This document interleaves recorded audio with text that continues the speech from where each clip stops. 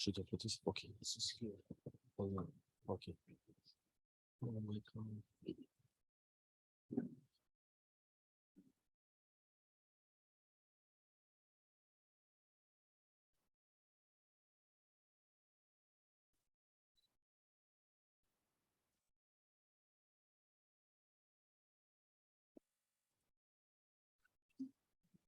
Boa tarde a todos, novamente, aos presentes e os ouvintes. Nós vamos ter agora a nossa segunda palestra, que será ministrada pelo Khensur Geshe Janchub Choeden, e será traduzida pelo professor Marcos Sai. A palestra será os quatro compromissos de Sua Santidade Dalai Lama. E vou falar brevemente sobre o nosso palestrante de hoje. O Khensur Geshe Choeden, ele é o diretor, o mestre budista tibetano, é o secretário-geral adjunto da Federação Budista Internacional em Delhi, é vice-presidente do Conselho Indiano de Tradução Budista do Himalaia em Nalanda, Delhi, e também é membro do Conselho do Fundo Cultural Nacional do Ministério da Cultura do Governo da Índia, em Delhi. Então, vamos ter a honra de ouvir seus ensinamentos. Eu vou passar a palavra para o Khensur lá, e, por favor, professor Pide.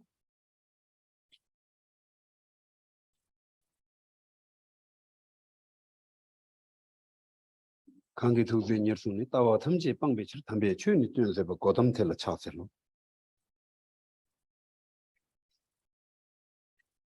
람짐 숭럽 그라 따외 미 계산 탑번 드베 중어 초세외 규베 탑게 제바 있은세 신이 넘어 그샤세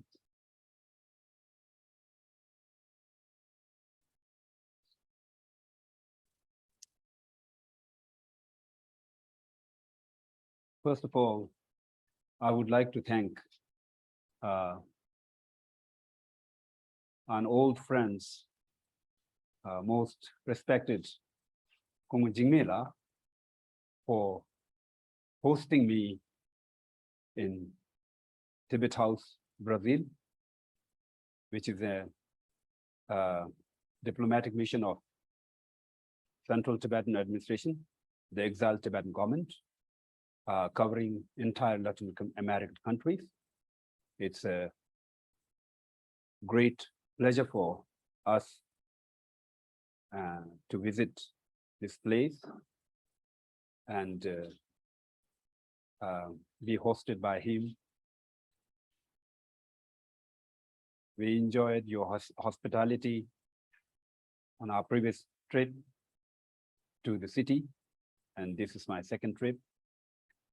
Thank you very much for that.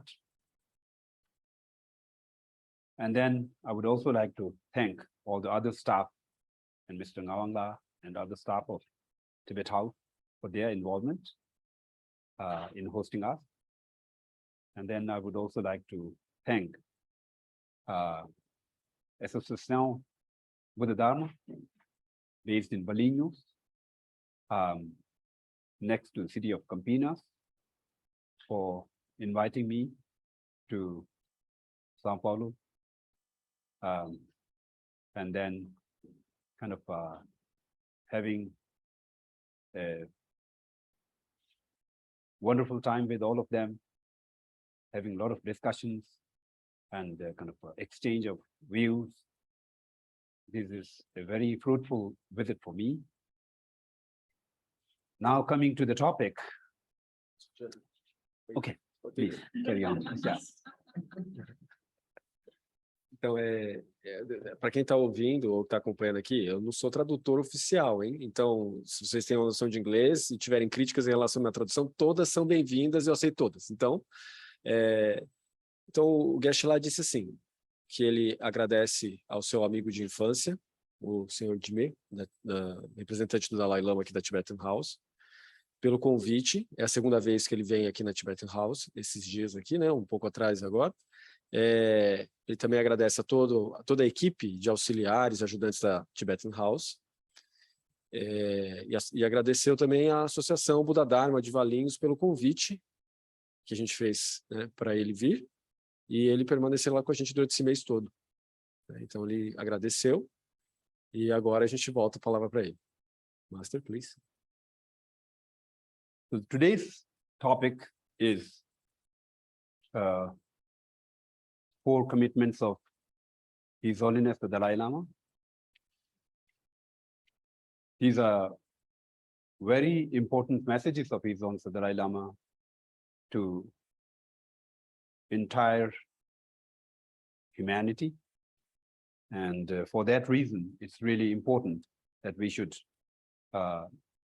know, we should learn it, and we should apply as much as possible these great kind of teachings of His Holiness. Então, hoje ele vai falar sobre os 4 compromissos ou comprometimentos do Dalai Lama.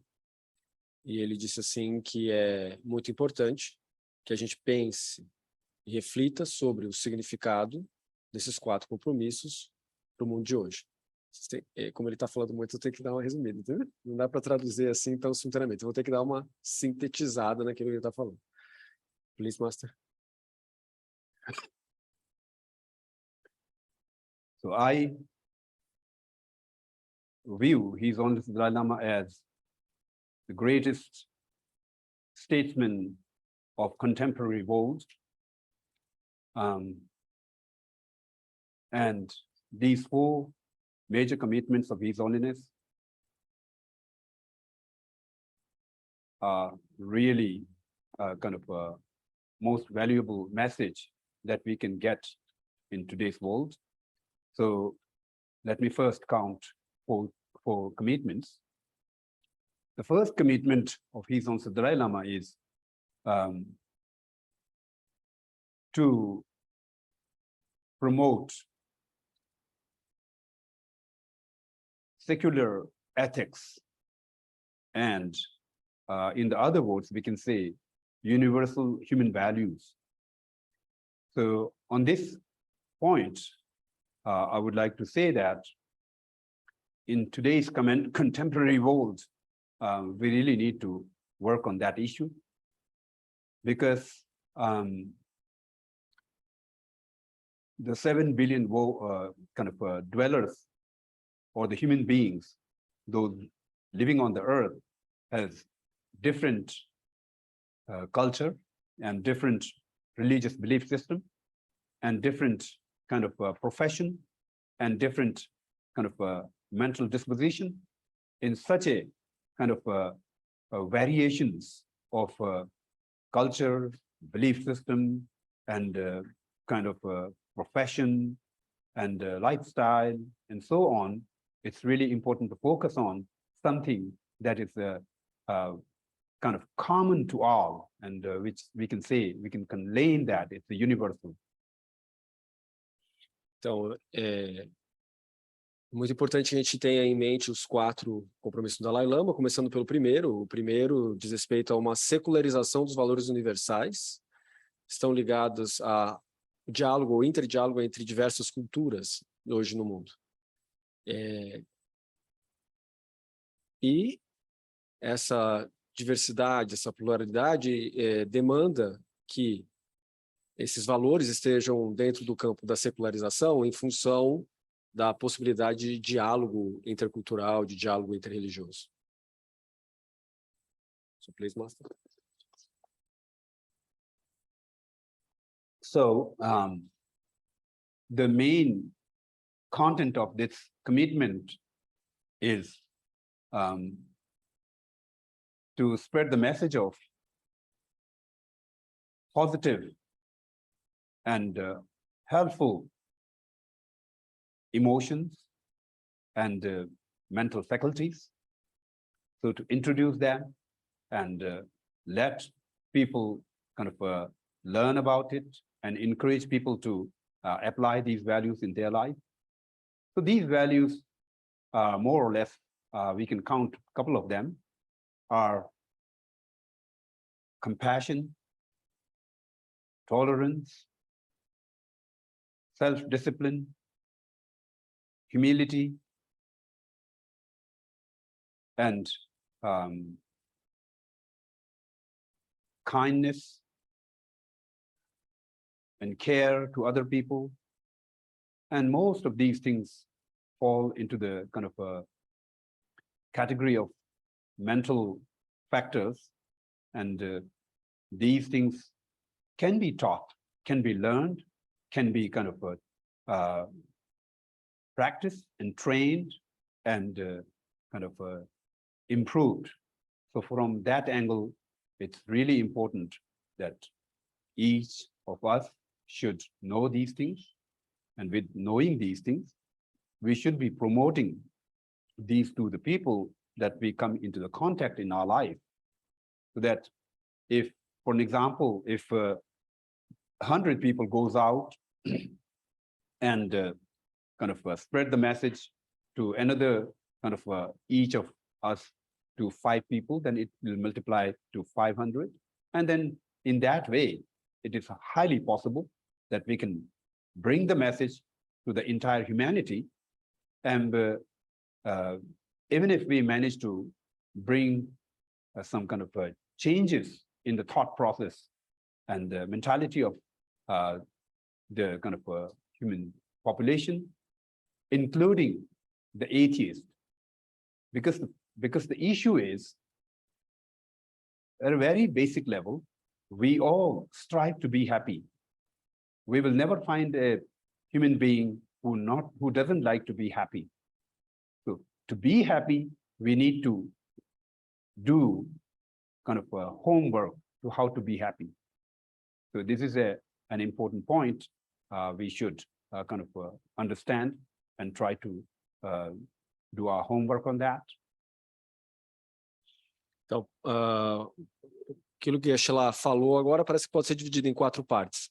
A primeira parte diz respeito à universalização dos valores, a segunda, quais são esses valores, o terceiro diz respeito a como aplicar esses valores, e o quarto, como multiplicar esses valores. Então, o primeiro movimento dele em relação à explicação dos comprometimentos do Dalai Lama diz respeito à secularização dos valores. Essa secularização é necessária em função do diálogo para a paz. Depois, quais seriam esses valores? Esses valores estão ligados a fatores mentais que podem ser treinados e desenvolvidos.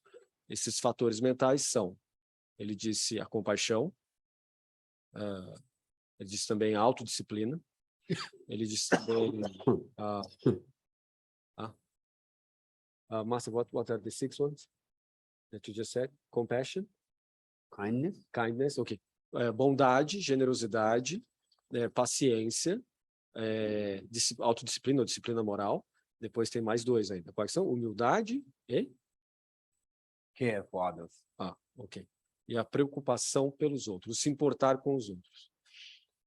Então, depois disso, ele passou para dizer sobre, de novo, né, uma classificação dentro da teoria budista dos fatores mentais que podem ser desenvolvidos de uma maneira secular, fora da ética e da moral ou da teoria budista, podem ser desenvolvidas de maneira universal. E depois disso, ele passou a dizer de como multiplicar isso, que seria como, ao levar isso para as pessoas, você começa com 5 pessoas, depois vira 10 pessoas, depois vira 500 pessoas e assim por diante, e isso pode chegar a um patamar de grande escala, né, afetando diversas pessoas e influenciando a nossa sociedade. Ok? So, okay, Master? So, so here, I think it's really important to know that this is all about entire humanity, including even those people who doesn't believe in any kind of religion or any kind of faith system. So we all like to be happy, and in general we strive to be happy, we struggle to be happy, but unfortunately we end up in being unhappy very often. So why does these things happen? A very kind of fundamental problem is we seek happiness in kind of material. So that's a fundamental problem. And then decide that most of the people doesn't understand that happiness is something that is mental. It is related, deeply related to the thought process and emotion. So emotions are not material things. So we need to work in that area. For that reason, His Holiness, wherever he goes, he tries to kind of promote compassion, loving kindness, tolerance, and these kind of precious values that exist in our culture, that exist in our kind of human wisdom, but somehow I think these are overlooked by us in our kind of in our struggle to earn more material things. So it's really important that we should learn that and then try to kind of bring ourselves back towards these, precious values. Então, essa parte dos ensinamentos do Geshe-la são retiradas de alguns textos tibetanos, como Shantideva, né, Bodhisattva Charavatar, e Lan Rinpoche, se bem que Bodhisattva Charavatar é indiano. Mas o centro da fala do Geshe-la está ligada ao valor universal secular de que todos os seres querem ser felizes, todos os seres querem se afastar do sofrimento para serem felizes. Então, ele diz que a gente precisa entender que essa busca pela felicidade, essa busca pelo bem-estar é comum de toda a natureza humana. Então, todos os homens de todos os tempos buscam por isso. E que é através desse altruísmo, desse entendimento que leva em conta eu e os outros, e dessa busca que eu tenho transposta para o outro, que a concretização desses valores seculares ligados ao bem-estar e ao altruísmo podem ser colocados em prática. So, please. So I think that much is enough for the first commitment. And to move to the second commitment, His Holiness Dalai Lama says that since His Holiness is a kind of a Buddhist monk, and Buddhist, not just a monk, a spiritual leader, highly respected by in the Buddhist world. So he has a kind of a unique responsibility towards maintain religious harmony. So for that reason, he kind of focus, and he does kind of participate in a lot of kind of activities which is directly or indirectly connected to the religious harmony, like multi-faith kind of prayers and multi-faith kind of dialogues and engagement. So here, though each and every religion that is existing in this world teaches about peace, brotherhood, love and care, but unfortunately, in this world, religion is used to create more violence and division and polarization in the community. And this is a very serious matter. Unless we human beings address this material, kind of a serious issue, there won't be any kind of a solution coming from outside. So it's really an important point that we need to focus on. So as a religious practitioner or as a human being, we should always try to find out a way how to build up religious harmony. Like, it's a kind of a surprising to see, like, within the followers of particular religion, they have inner fight and they kill each other. It doesn't matter if they are following kind of Jesus, if they are following kind of Prophet Muhammad, or if they are following some other people. It doesn't matter. They even fight within themselves. They kind of kill their own people. So why this much of violence when all the Prophet teaches us peace, compassion, and love and kindness? So it's really important that we should kind of find a way to how to build up the religious harmony. in here, I think we can take India as an example in a kind of a general understanding. India has all the different religions existing there, but they live quite peacefully in a kind of a brotherhood environment. Of course, if we are a human society, some little kind of a problem from now and then will happen in some part of India, but in overall, it is a kind of a, all the religions are coexisting in a very peaceful and friendly manner. Então, sobre o segundo compromisso do Dalai Lama é a promoção da harmonia religiosa. Então, Geshe lá disse assim que a gente precisa entender que o Dalai Lama, na posição que ele ocupa como líder religioso mundial, essa promoção é uma necessidade porque a harmonia religiosa entre as religiões, ela precisa acontecer de modo que a promoção da paz social também seja sustentável. De tal modo que o Dalai Lama vem sempre insistindo nesse ensinamento de que, para que exista um mundo de paz, é necessário que exista um diálogo interreligioso, de respeito, de mútua cooperação, que busca, novamente, né, pela paz. E aí ele deu o exemplo da sociedade indiana. E antes de dar o exemplo da sociedade indiana, ele falou sobre como as diversas denominações ou grupos religiosos têm uma dificuldade tremenda de, mesmo dentro dos próprios grupos, manterem um diálogo de paz. Então, ele fez algumas críticas relacionadas à questão da perseguição entre cristãos, a perseguição entre muçulmanos. Então, que é algo assim espantoso de ser visto, como cristãos podem perseguir cristãos em nome da mesma fé. E como muçulmanos também perseguem os outros muçulmanos em nome da mesma fé. E que isso precisa ser modificado em função de um diálogo interreligioso que respeite também a identidade de cada pessoa e que promova essa relação de identidade pela paz.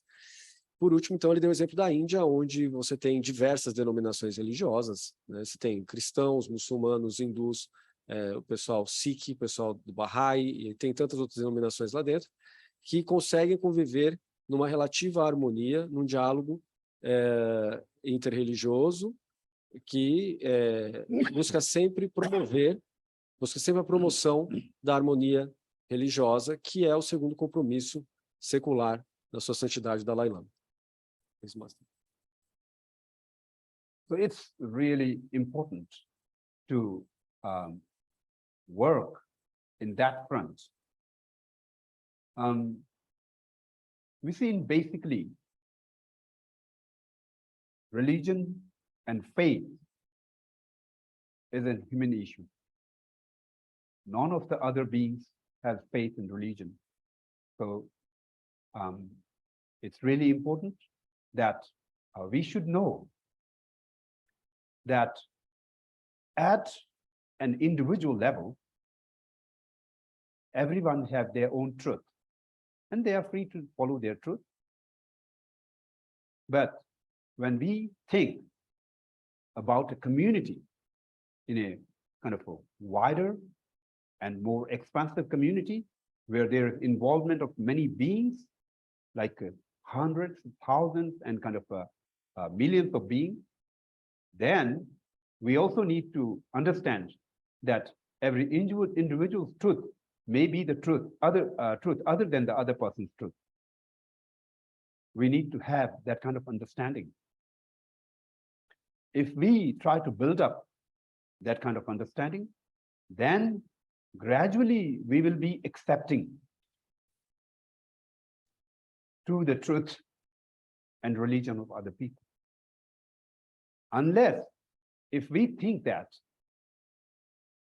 only my truth is the truth, other one's kind of truth is all false, and there is no space for the other people's truth, then that's a very serious kind of mistaken notion. And that kind of mistaken notion will create more kind of a polarization in the community. So for that reason, it's really important that we must try to understand that every individual may have a different truth, but we must need to learn how to live with those differences. If we learn how to live with those differences, then definitely we will be able to create a more harmonious human society with existence of all the different types of faiths. So, like that. Então, eu vou pedir desculpa mais uma vez para vocês, mas eu tenho que colocar no referencial que eu consigo trabalhar, porque é muita coisa que ele está falando, né? Então, como eu sou professor convidado lá da Unesp, no programa de religião, de ciência da religião, de mestrado, doutorado, então eu vou colocar nas categorias do individualismo versus coletivismo. Bom, então, senão eu vou me perder aqui, se eu não conseguir categorizar o que ele está falando, que é muita coisa de uma vez só. Então, assim, dentro desse viés de individualismo versus coletivismo, nós temos diversos conflitos. O primeiro conflito que ele colocou é: cada indivíduo tem o direito de ter a sua própria verdade. Portanto, nós estamos diante da verdade relativa. Cada indivíduo tem a liberdade de ter a sua própria verdade. E, em termos de coletividade, a coletividade precisa entender e começar a respeitar essa questão. Do quê? Da verdade relativa para cada indivíduo.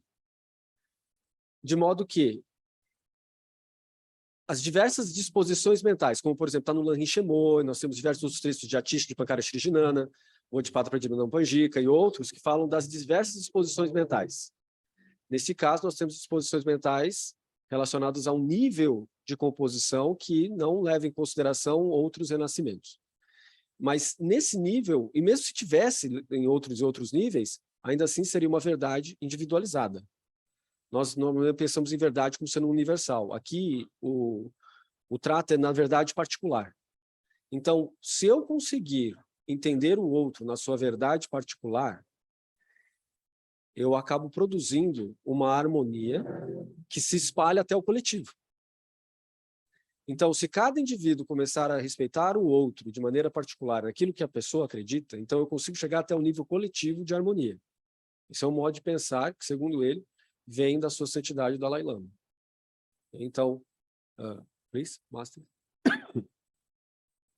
In this case, if someone thinks that every human being in the world should be following or must follow one truth, that is very, very impractical. People have been trying to do that throughout the history.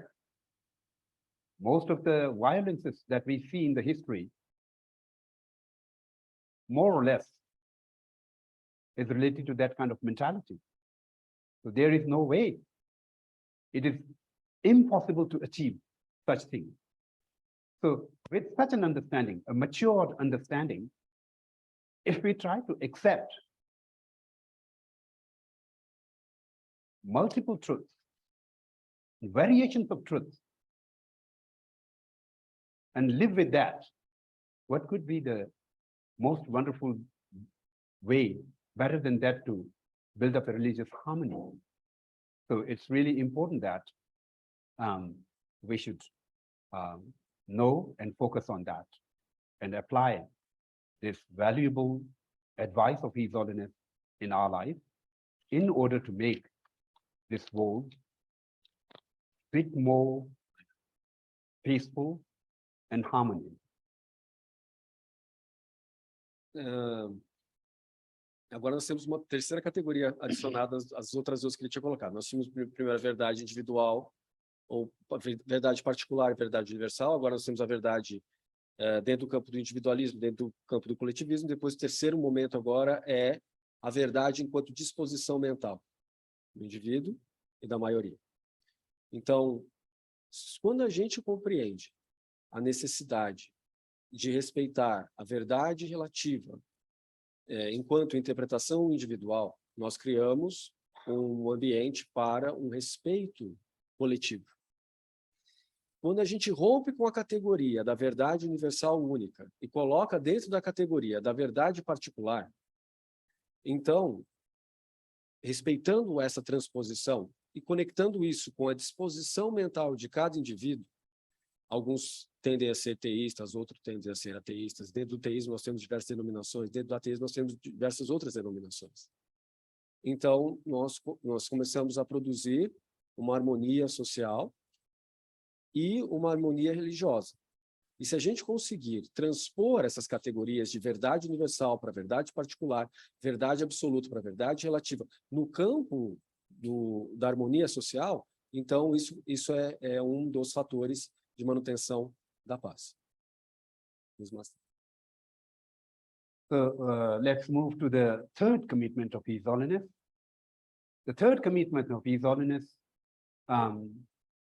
is related to the Tibetan people and Tibet as a nation. Now, His Holiness the Dalai Lama was recognized the reincarnation of previous Dalai Lama, the 13th Dalai Lama, in this series of continuity of the Dalai Lama. His Holiness is the 14th. The moment he was recognized, the reincarnation of the 13th Dalai Lama, he was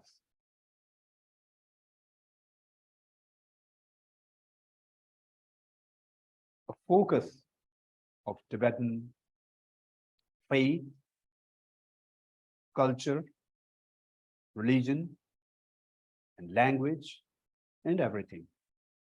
So he has that natural responsibility towards the Tibetan culture, language, and its polity. So from that angle, His Holiness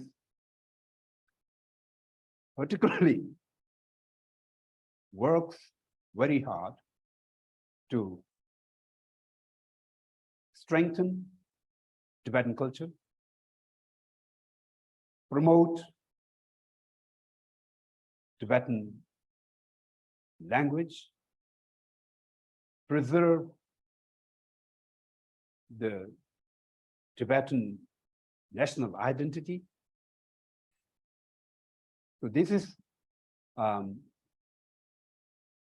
commitment that is particularly related to the Tibetan people, Tibetan culture, and Tibetan polity and Tibetan language, but it is not that it is irrelevant to the rest of the people in the world. It is a highly relevant issue. Então, nós temos agora o terceiro compromisso do Dalai Lama, que é a promoção, a proteção e a promoção da cultura e da religião tibetana. A gente pode ver uma estrutura do geral para o particular, né? Nós primeiro tivemos uma ética secular, depois nós temos uma ética de promoção de verdade relativa para a harmonia social, e agora nós temos algo muito mais particular, que é a cultura e a religião tibetana. Nesse processo, então, ele diz assim que o 14º Dalai Lama foi reconhecido como o ressurgimento, o renascimento, a reencarnação do 13º Dalai Lama, que estão ligados à política tibetana e à estrutura social tibetana. Então, como tibetano, o Dalai Lama passa a ser um promotor, um protetor da cultura, da língua, da religião, dos modos, dos valores tibetanos. E uma vez que a gente consegue entender isso, ou passa a levar isso em consideração, a gente vê como é importante a identidade no nosso mundo moderno. Please, Master. It is highly relevant to the rest of the world, because Tibetan civilization has very long and glorious history, and its culture has unique characteristics,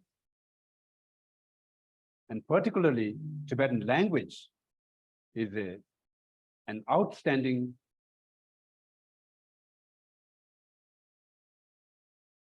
language from Tibeto-Burman family of the language. So let's talk about the Tibetan history. Tibet has kind of a history of more than 2,000 years. And then in its glorious history, Tibetan Empire has almost kind of conquered half of the Asia. And Tibetan military might was known to be kind of a point to all the neighboring countries and the kingdoms used to fear most. And then Tibetans has kind of developed its own way of lifestyle. It has its own unique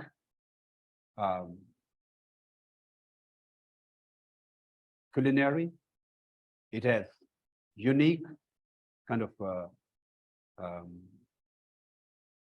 attire and the clothing system, and it has its unique kind of dances and songs and various other factors of the art related to its kind of identity. And most importantly, the Tibetan Buddhism, which has been now kind of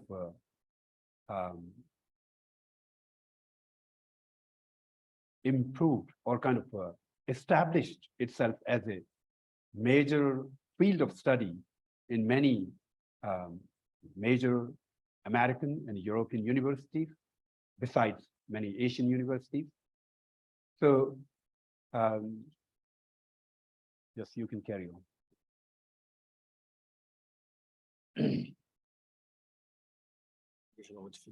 Sure, carry on. Então, em relação à identidade tibetana, ele disse que está relacionado, como a gente já sabe, à cultura, aos modos de vida, aos modos de produção peculiares da sua própria identidade, está ligado à vestimenta, está ligado enfim, costumes e modos de vida. Mas uma das coisas principais que estão ligadas à identidade tibetana é o budismo. Antes de ele falar sobre o budismo, ele falou também que o Império Tibetano tem uma cultura de 2.000 anos e que ela pode ser vista como sendo uma cultura própria, com sua língua própria, seus costumes próprios, com a sua estrutura de pensar e uma estrutura de compreender a realidade que também são próprios. Portanto, eles não são chineses, né? É isso que ele está tentando dizer, eu acho. E depois ele começou a dizer sobre a cultura religiosa tibetana no seu aspecto budista. E isso é algo extraordinário, que hoje é reconhecido no mundo todo como uma cultura própria, que trouxe consigo a preservação de muito do budismo indiano, e que hoje é reconhecido no seu aspecto tibetano como podemos dizer, uma ciência budista em si, que é ensinada na Europa, que é ensinada nos Estados Unidos, né, na América, portanto, e que adquiriu o status também de uma matéria acadêmica, em outras palavras, né, nos estudos budistas tibetanos já são hoje uma realidade dentro das universidades. Please, Master. Beside that, Tibetan culture has unique contribution in terms of medicine and astrology.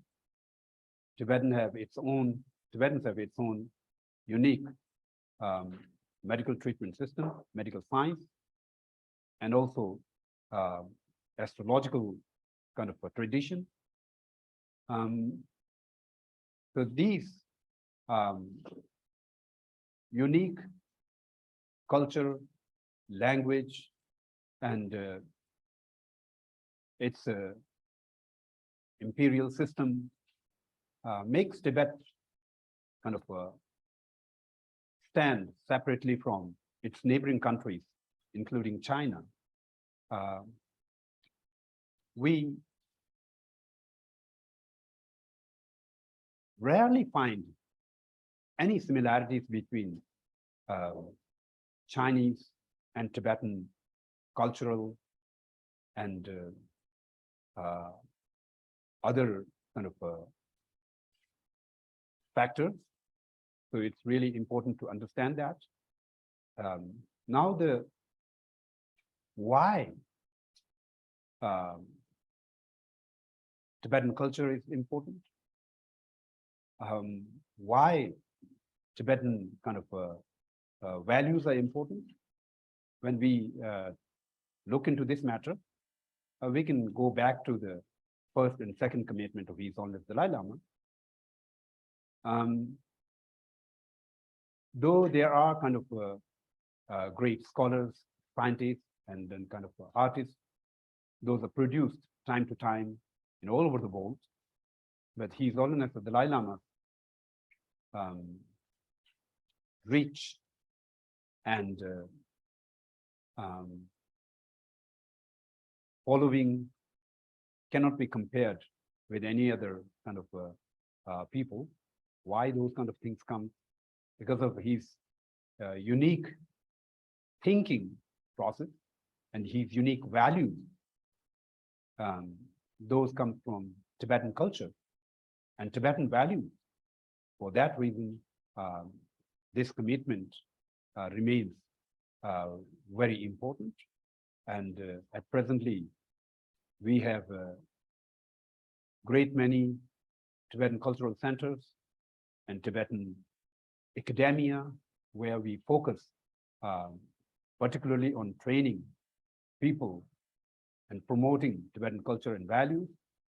It will be good for us, people gathering here, to know about that and to try to connect with them and to learn things from them so that one can benefit oneself and also bring that valuable benefit to others surrounding oneself. Então, de novo, ele ressaltou a identidade da cultura tibetana, diferenciando ela da cultura chinesa, da cultura mongol e assim por diante, porque ela possui algumas características que são próprias, como modos e costumes e língua. Por exemplo, a língua tibetana é muito diferente da língua chinesa, e embora ela tenha uma estrutura que seja semelhante ao sânscrito, ainda não é sânscrito, é uma outra forma de colocação, né? Então, isso já mostra como a cultura tibetana é única. Além disso, ele ressaltou que a presença do pensamento do Dalai Lama, ou dos Dalai Lamas, mas particularmente do atual, confere um estatuto para a cultura tibetana de algo único e próprio em todo mundo. De modo que esses valores e esse modo de viver tibetano são incomparáveis. E isso mostra também a sua herança budista. Então, esse modo de interpretar o mundo, que foi preservado pelos budistas tibetanos, particularmente pelo pensamento dos Dalai Lamas e do atual Dalai Lama, hoje, pelo pensamento do atual Dalai Lama, se expande para o mundo todo e se transforma numa herança e numa riqueza mundial.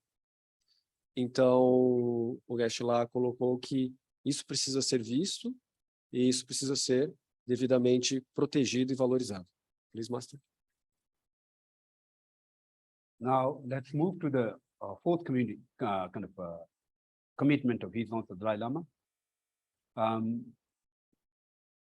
The fourth commitment, to some extent, is connected to the third commitment. In the fourth commitment, His Holiness Dalai Lama mainly focuses on the ancient Indian wisdom. The Tibetan cultural values and religious tradition is highly influenced by ancient Indian wisdom. So that is to some extent connected to that. But then there are also other parts of the ancient Indian wisdom. The in Indian subcontinent, we have a very well-known human civilization that we know as a Indus Valley civilization, which is one of the most ancient civilization that exists in this world. So Indus Valley civilization has its great contribution towards the human wisdom and human repository of knowledge. And out of that, the Indian ancient wisdom is one, and that includes all the different varieties of faiths. Those are born from Indian subcontinent. Like if we grow in a chronological manner, like Hinduism, or but Hinduism is a quite new word, so we can say Vedic religion, or Brahmanic religion, or faith. Then we have Jainism, Buddhism, and Sikhism. So there are these types of great ancient Indian knowledge system. Those are really valuable, particularly valuable according to His Holiness's thinking, is because all of these traditions, which have its roots in India, come with some a unique focus on understanding the mind and unique information and teachings on doing the meditation, like doing the meditation of shamatha and doing meditation of vipassana, and through that to try to control one's own mind. And through controlling the mind, try to uproot or try to cut all the afflictions, and through that make one's own life valuable, productive, and helpful for not just for oneself, for the family, for the community, for the nation, for the entire humanity. So from that point of view, lately, His Holiness has been focusing a lot on this portion, revival and strengthening of ancient Indian wisdom. Então, o quarto compromisso, sobre o quarto compromisso da Sua Santidade Dalai Lama, nós podemos dividir isso em duas perguntas, né? O que é e para que serve? O que é, né? Essa cultura, a herança da cultura indiana que a Sua Santidade busca proteger e promover. Então, é cultura budista que vem dos monastérios da Nalanda, Vikramashila, Dantapura, Takshashila, Udhyana e assim por diante, e que se estruturou no budismo tibetano como o centro do pensamento, ou a base, o fundamento para o desenvolvimento do pensamento tibetano.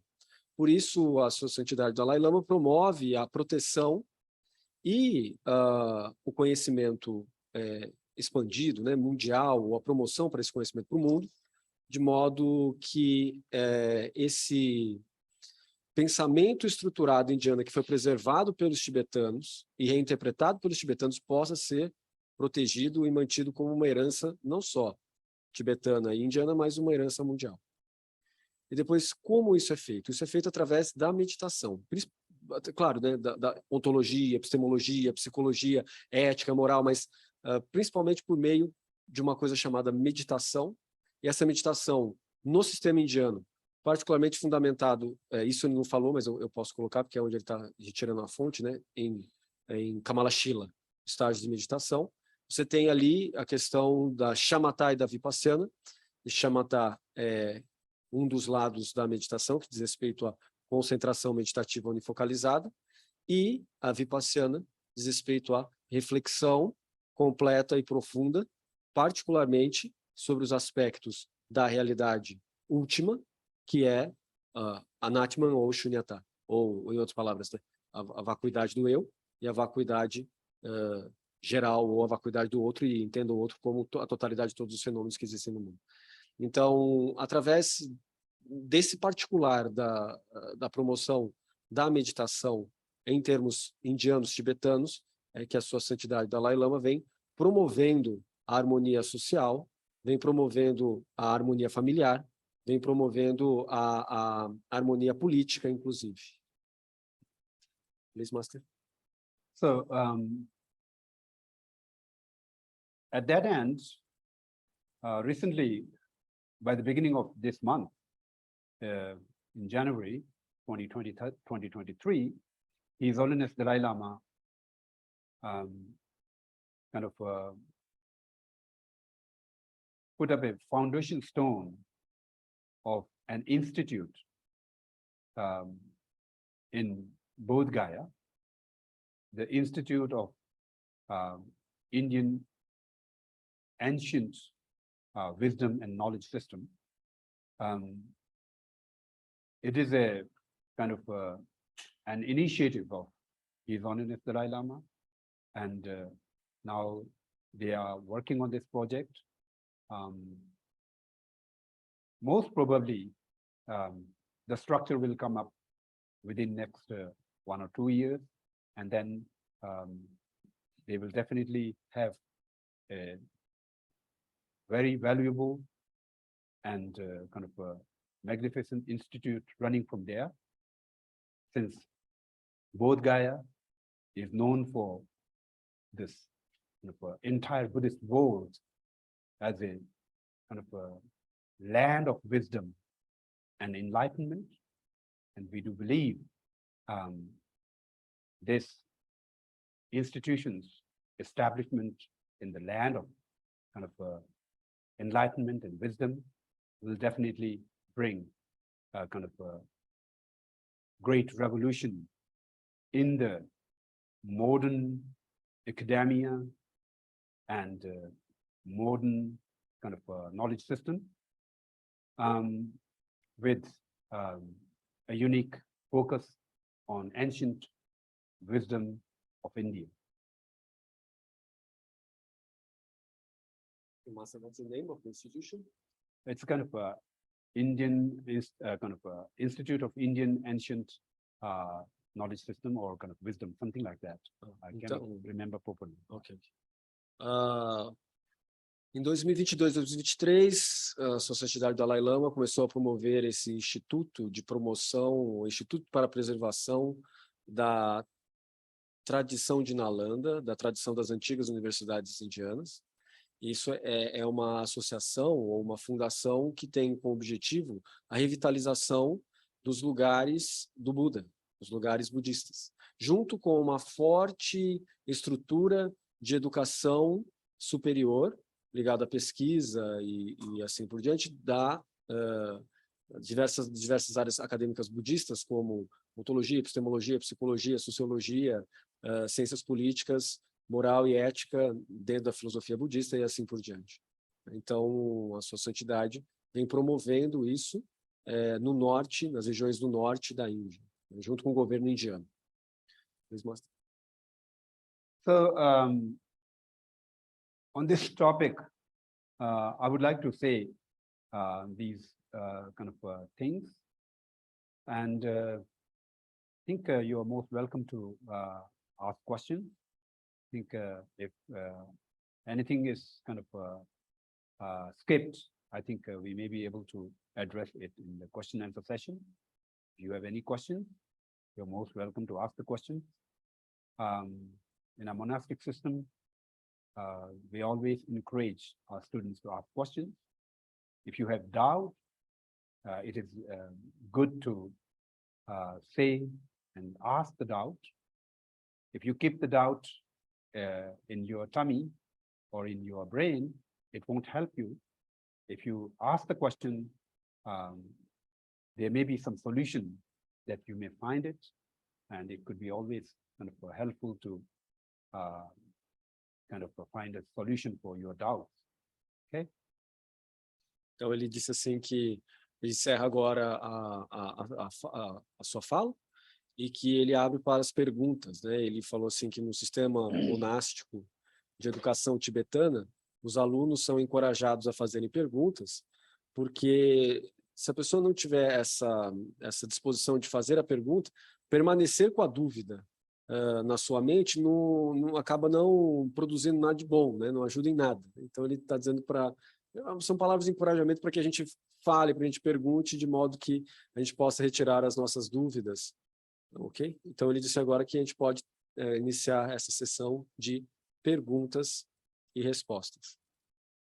Now, if you don't have any questions, that means you know everything. That's the best thing. And what could be the wonderful, better than that thing, okay? Então ele disse assim que se você não tiver nenhuma pergunta, significa que você entendeu completamente e que o que poderia ser mais maravilhoso do que isso. Please.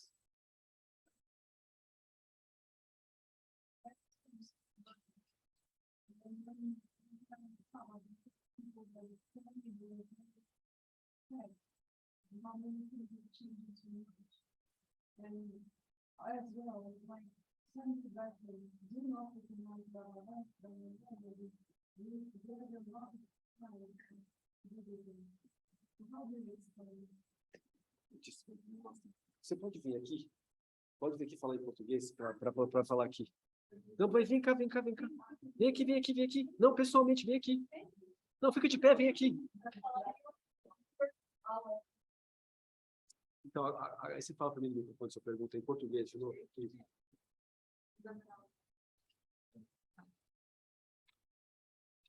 Bom, a minha pergunta é...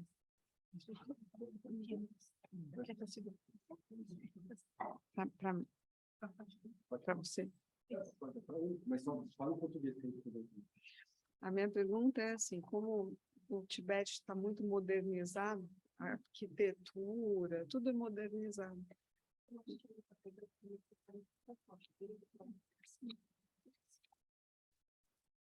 Você acha bom essa pergunta também? Não, acho bom.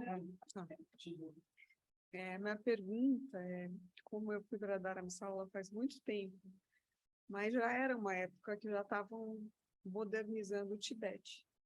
Então, já tinha o fato que alguns tibetanos que estavam falando como lá no Tibete, as pessoas não reconhecem o Dalai Lama e seguem um outro lama, um monge. Mas eu ia perguntar por quê. Ele explica aqui como os tibetanos, entre os tibetanos, como que eles conseguem lidar com as dificuldades de reconhecer ou não o Dalai Lama.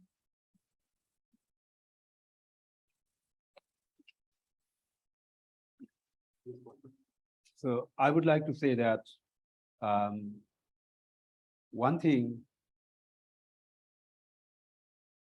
finding a Tibetan not knowing Dalai Lama and not recognizing Dalai Lama is kind of an impossible thing. So I don't understand that part, but I do agree with your part of the question, like modernism taking over Tibetan community in Dharamsala, of course, that's a concern for many people. That is also a concern for us. But, you know,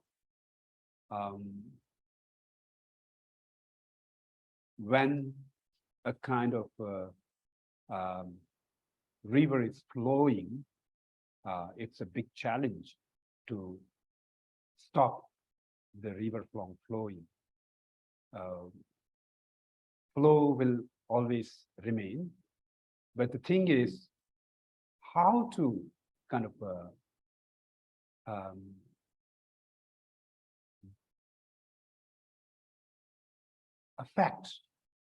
influence the flow in the right direction. I think that is an issue that we have been discussing for these past many years. And, you know, modern lifestyle, particularly the kind of consumerism prime and consumerism driven lifestyle appear to be very kind of attractive to young and unexperienced people. So this is a kind of a big challenge we are facing as a community and as a generation of human being.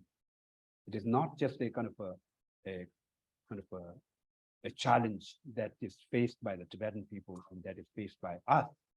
It is a common challenge for the entire humanity, and we need to kind of really ponder on the subject. And there are a lot of discussions going on. We are constantly and continuously kind of discussing the point, how to kind of influence and how to affect that flow in a right and kind of good direction. So I would like to say that. And about the kind of does the same thing appear inside Tibet? I think to some extent, yes, but then not in entirety. To some extent, yes, is because you know, this global trend of materialistic kind of thinking is kind of universal. So it is kind of impossible to keep the Tibetan people inside Tibet out of that. But there are kind of areas where there are less material development, so that they remain a little bit kind of less affected by that, like compared to Dharamsala, and that will be those are areas which are much less effective. Somehow, a practical solution that we look forward to is without kind of you know, without kind of requiring to put up a lot of efforts to stop something, how we can work out a system where we can bring the trend in a kind of a favorable direction.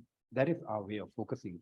And I can say, I can kind of frankly and kind of in a very candid manner tell you that we don't have a kind of how to say, precise solutions found yet, but we are in a process to kind of find it.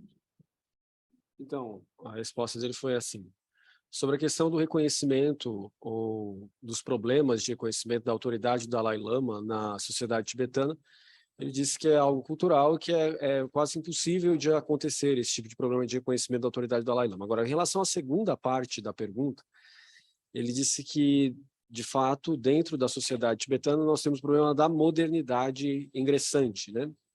E essa modernidade acaba por trazer valores como consumerismo, individualismo, e valores que acabam se chocando com aqueles valores já institucionalizados dentro da mesma sociedade tibetana. Então, o grande problema agora é como controlar o fluxo de pensamento e conduzir esse fluxo de pensamento do coletivo do povo para um lugar onde esses valores de desagregação da sociedade tibetana, que vem a partir da modernidade, não produzam os efeitos que vem produzindo no mundo. Claro, ele disse que o materialismo, o pensamento ligado à corrente materialista não pode ser parado e seria impossível manter a comunidade tibetana isolada desse fluxo mundial. Mas que, embora eles não tenham ainda uma solução definitiva para o problema da modernização e da modernidade tibetana, são coisas diferentes, né? E do modernismo, que é ainda uma outra relação que estaria mais relacionada a capitalismo como religião e coisas assim, ele disse que nós ainda não temos a solução para esses problemas, mas que ao longo do tempo vai ser possível encontrar uma solução melhor para conduzir e direcionar o fluxo do pensamento da cultura tibetana, de modo a evitar esses percalços da modernidade.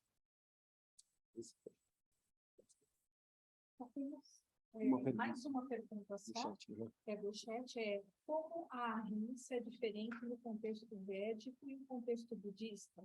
A ahimsa é a não violência. The question is about how the ahimsa is different in the Vedic context, in the Buddhist context.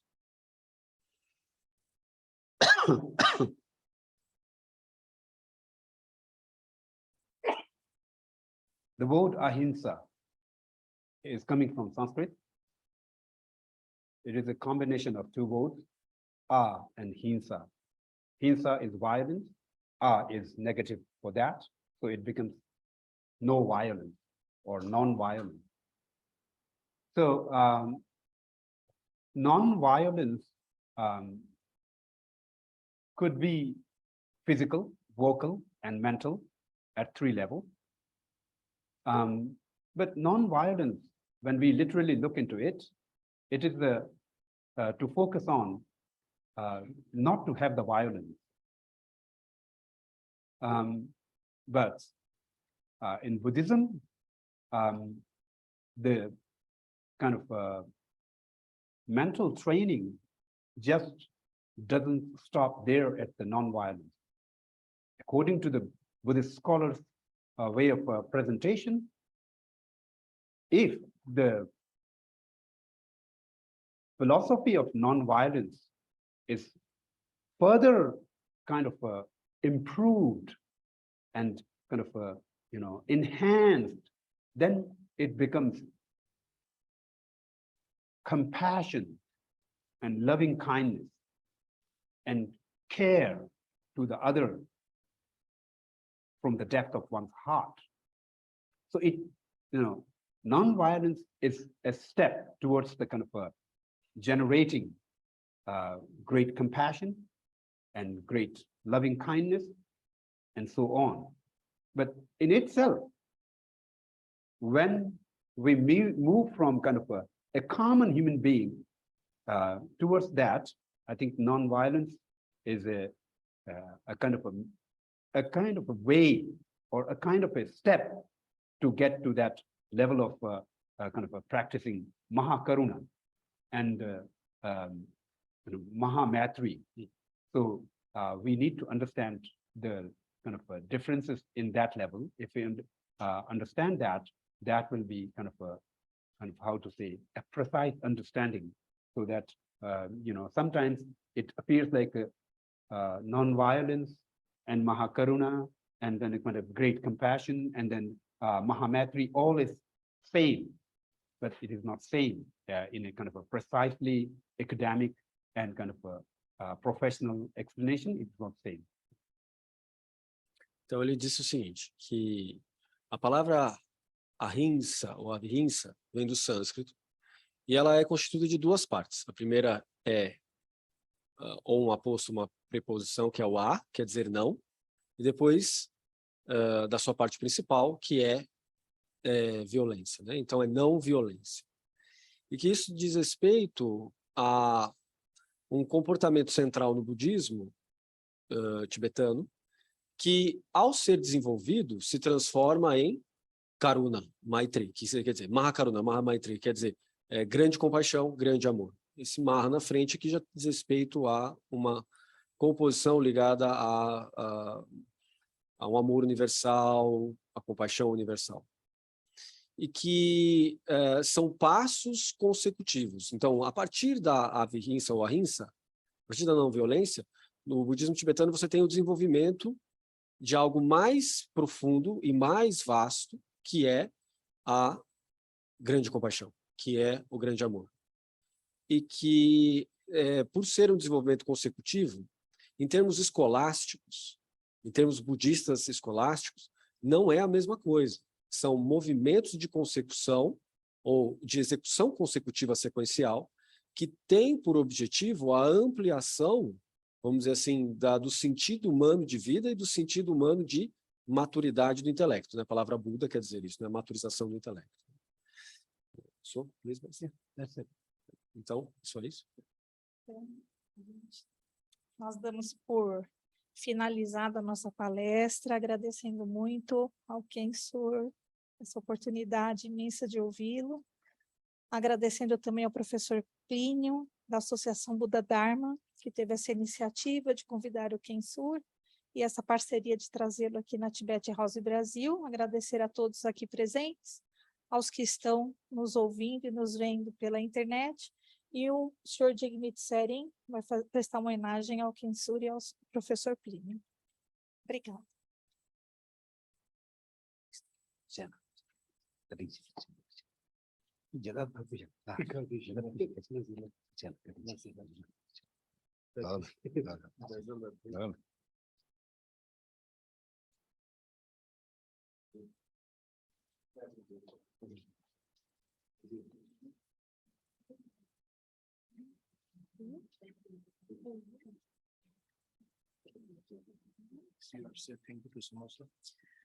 A gente aproveita aqui essa oportunidade para agradecer ao Samosa Company,